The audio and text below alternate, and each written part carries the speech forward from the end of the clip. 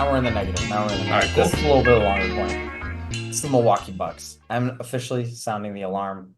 I hinted at this in the preseason. I've always been negative on the Bucks, especially since last season.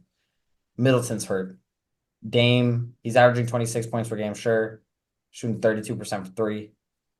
It feels almost like a good Dame stretch, and it still hasn't been that amazing. It's still been good though. Shout out Dame.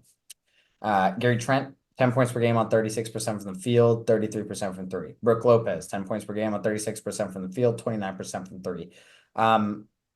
They are deeper than a team like the Nuggets, who we'll get to later.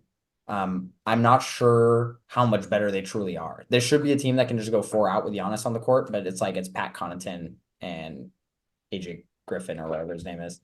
AJ Green. Oh, And he retired. He retired. no, Gary not Trent AJ, Jr. not AJ Griffin. I'm thinking about AJ Green. AJ Griffin's the Hawks guy. It was on the Rockets. That was a crazy story. That's another time, but that Yeah. was okay. Yeah. No, but it'll be like a team that should be able to go to 4 out around Giannis, but it's Bobby Portis, AJ Green, Torian Prince, Torian Prince, Pat Connaughton. And it's like, what is Gary that? Trent Jr. Yeah. And it's like Like, there's just not enough talent here, especially while Middleton's out. mm, This is a really good 3-point shooting team last year, and they still were not that good. And they have constantly been a pretty good 3-point shooting team in terms of attempts and conversion. And I'm pretty um, tonight, 8 for 31, 26% from three against the Celtics. They end up losing against the Celtics, blow a little bit of a lead. And against the Nets, I mean, I saw it. I was really watching that Nets Bucks game intently. Like I was really Mm. locked in on that.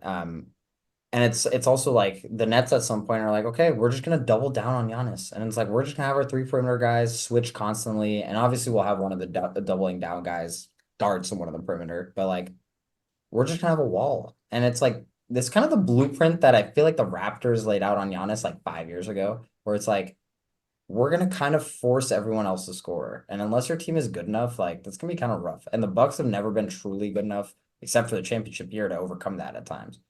Um, so yeah, I'm with you. yeah, I don't know. I'm pretty worried. Pretty worried. Don't see them getting better. They're a good rebounding team. Uh, but like that's about it. And also, I will say to be fair, there aren't a lot of teams like the Nets who have like three centers, like Ben Simmons, Clowney, Claxton, like three physical big centers in the East that they could throw at you. Like to play devil's advocate with myself, you know. I'll be honest. I haven't seen any Bucks games yet this year. One of the ones I gotta get on. Um, but just based on the way that the scoring seems to go, it feels like they fall flat at the end of games. They're not shooting the ball well, and I I think Darvin Ham and Doc Rivers are cooked. So we gotta we gotta switch coaches.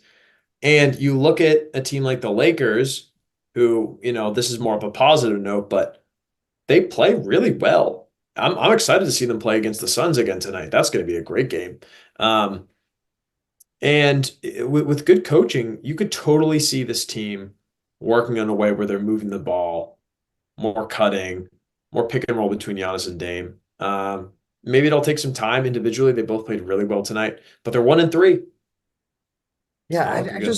I don't think more pick and roll is the answer. Like I don't know, or I don't even know if Dame and Giannis need to figure it out. Like they're good, but in today's NBA, like Bobby Portis is their third best player on any given night, and like Bobby Portis probably shouldn't be starting for a lot of teams. Like at this point in his career, frankly, um,